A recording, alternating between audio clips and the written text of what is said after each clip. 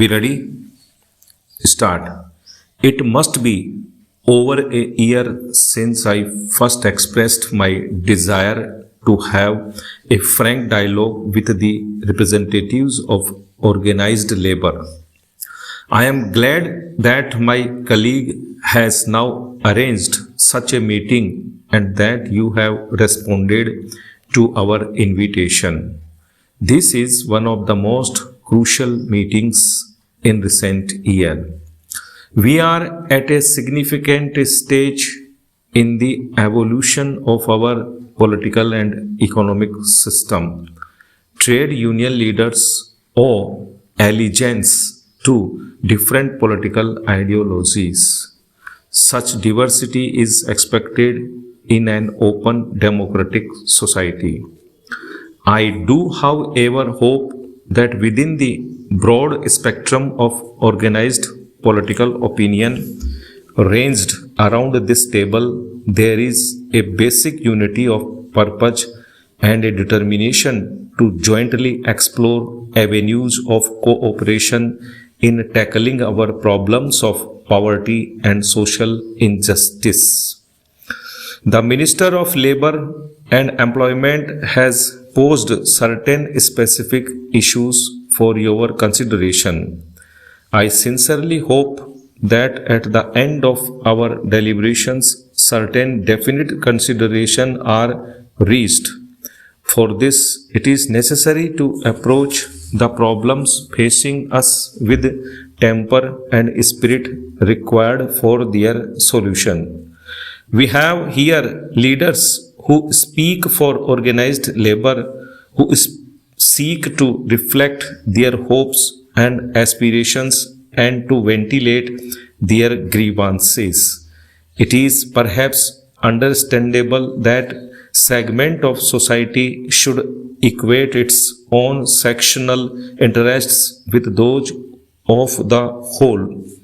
During the last 2 or 3 years, I have been deeply anxious about the deterioration in industrial relations. Strikes, lockouts, and closures have become more frequent and less peaceful. One wonders whether those who speak for management always keep in view the larger picture of Indian poverty. We have strong trade unions to struggle for the interests of labor. We have equally vocal and close-knit organizations of management, keen and able to project their point of view, but who is to look after the interests of the vast numbers of the unorganized and the voiceless. I am not speaking merely of consumers, although their interests must also be reconciled with those of labor and management. But in a country with depressingly low standards of consumption, the emphasis even on the interests of consumers become irrelevant beyond a point. When trade union leaders talk of protecting the living standards of the working class, or when managements use sophisticated jargon about incentives, they hardly seem to show any concern about the problems of the really poor people.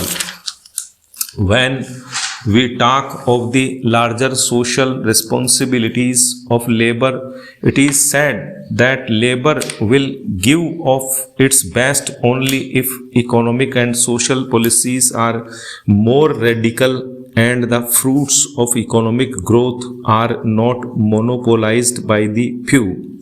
I believe in radicalism, but it must deliver the goods. I am against any kind of privilege if it means reward or recognition unrelated to functional efficiency.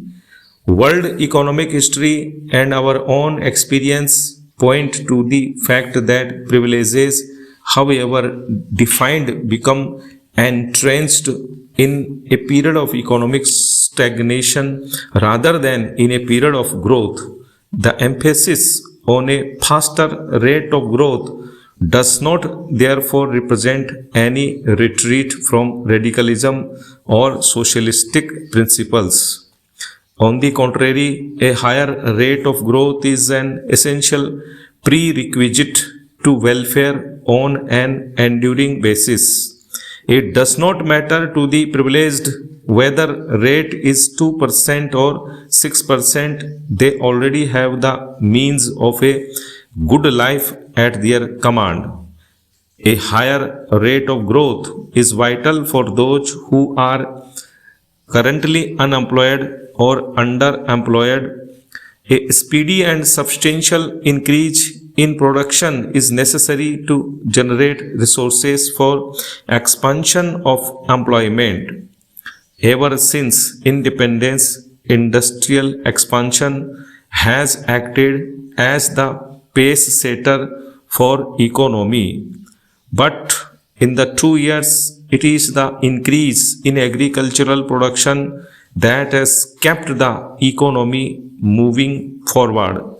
The growth of agricultural production since 2007-8 has been satisfactory and has helped to maintain a moderate increase in per capita income, but industrial production has failed to reach its targets.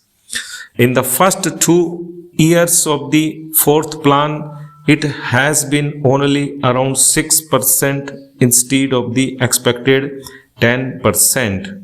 An increase in industrial output is essential to the structural transformation of our economy. It is so vital for economic and political self-reliance. Not for a moment I am suggesting that the lower industrial production in the last few years is due solely or even substantially to industrial strikes, shortages of raw material, obsolete administrative procedures, mismanagement and misdeployment of resources have also hit production. But no observer of our scene will fail to concede that lack of industrial harmony has surely been an important contributory factor.